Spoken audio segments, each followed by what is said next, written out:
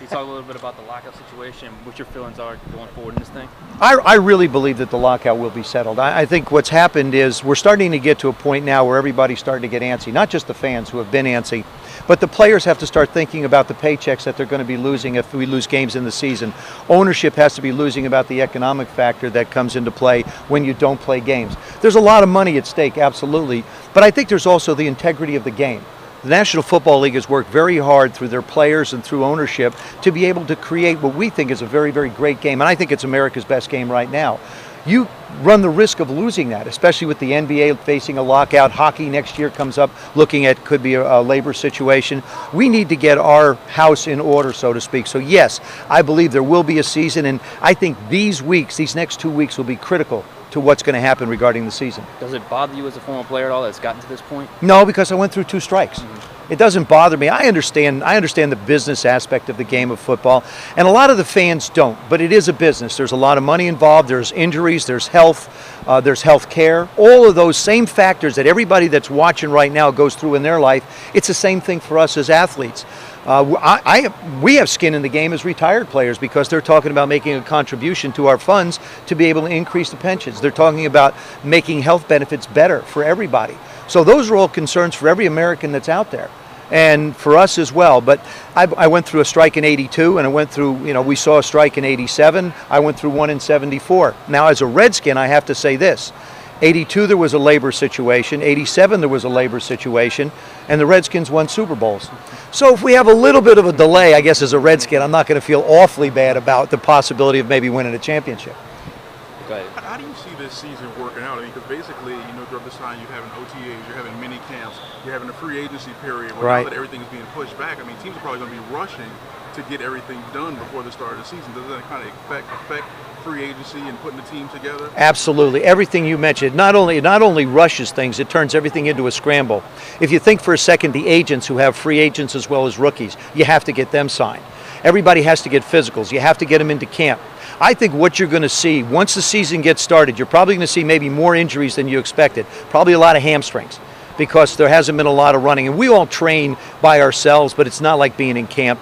And then also, as far as holding on to the football, you're probably going to see a lot of balls on the ground because guys haven't been hit. They haven't gone through the OTAs, the mini camps. And every rookie, all those young rookie quarterbacks, the 7 of them, are now an entire year behind. So their growth, in a way, it gives them a chance to spend some time in a system to be able to learn it a little bit more, and I think they'll be accelerated in being able to play at a more efficient level. But unfortunately, this year, if you're the Carolina Panthers, if you're Ron Rivera and you're counting on Cam Newton to come and play quarterback for you, you don't stand a chance.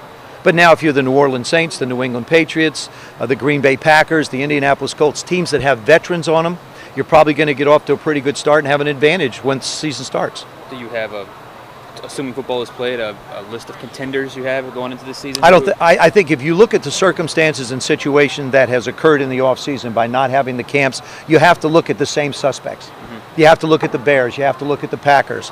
I think the Cowboys should be an improved football team, but you're not sure about that. Giants should be a better football team.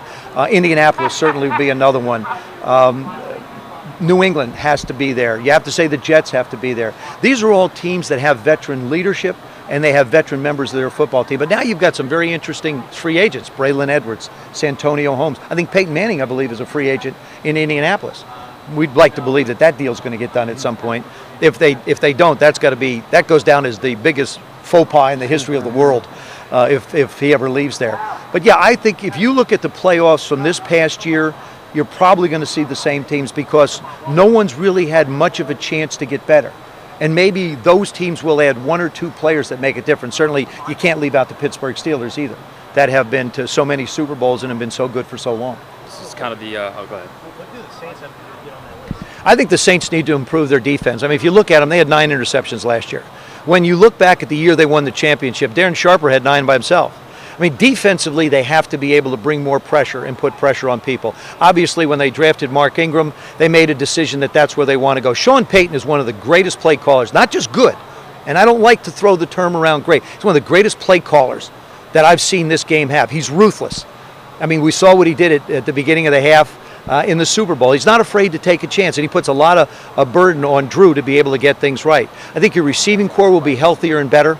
I think the running back situation will be more complete. Offensive line-wise, they'll be solid. Obviously, the play calling is there. Defensively is where Greg Williams needs to get some people to help him out, getting the ball out of other people's hands. And Reggie Bush has been a hot topic. I hope Reggie comes back. I mean, when you look at the game today, it's a multiple back game today. Just like you have to have big receivers, small receivers, you need different types of running backs. You need the Mark Ingrams, you need the Pierre Thomases, you need the Chris Ivories, you need the Reggie Bush. The perfect complement would be to have all four of them because they all bring something different to the table. And that's exactly what you want as a coach. I want to have the ability to be able to move people around and get the best out of them for what I want to do in my offense. Could you see the Saints back in a Super Bowl this Yeah, year? I could very easily see the Saints one of those teams because of the veteran nature of it. And every one of them should be using our mouth guard, our mouth rinse, to be able to make sure that they can continue to line up and not have some type of a bacterial infection that doesn't allow them to be able to play. Well, one quick question about that. How do you think that would interrupt the flow of the game? I saw him just, spraying on the mouth guard and then put it back in. But I'm sure as you know as a player, you're just looking to pick it up and get back in the game. Is that something the player's going to think about, to take his mouth guard, rinse it off, and get back in the game? Well, it's a great question. What you're going to do, as soon as the microphone stops, I'll continue because it was such a great question. I don't want to get it lost by our PA announcer. What happens is a guy drops a mouthpiece on the ground. You're going to get to the side. You're not going to carry a bottle on your hip. You're going to get to the sidelines. You're going to be able to spray it, and it should last for a little while after that. But if you really stop and think about it, I'm assuming a lot of you have kids. Wouldn't you want to make sure that they have the best possible opportunity not to have some type of bacterial things happen in their mouth?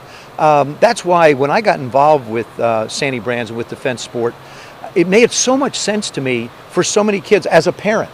This is what I want. I want schools to be able to go out and get this product and say, okay, use it on a mouthpiece. Whether my daughter's playing soccer or field hockey or my son's playing football or basketball or baseball, whatever they do, I think from that standpoint it's good. And of course in the world of professional sports, I'm watching the NBA finals.